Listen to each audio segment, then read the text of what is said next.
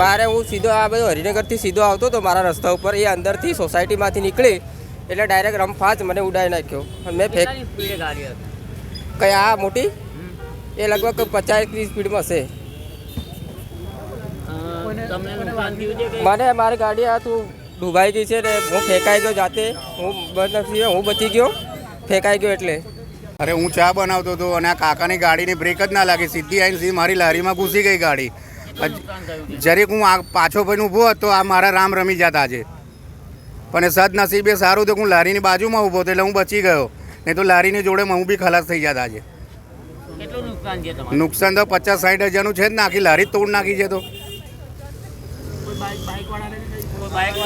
હા, પહેલાં તો બાઇકવાળો જ આગળ આવી ગયો હતો, એ બાઇકને બચાવવા જતાં મારી લારીમાં ઘૂસી ગયા. કાંઈ નહીં, એમાં બ્રેક નહીં, વરસાદના હિસાબે બ્રેક નથી લાગી એટલે સીધી ગાડી આવી ગઈ બસ.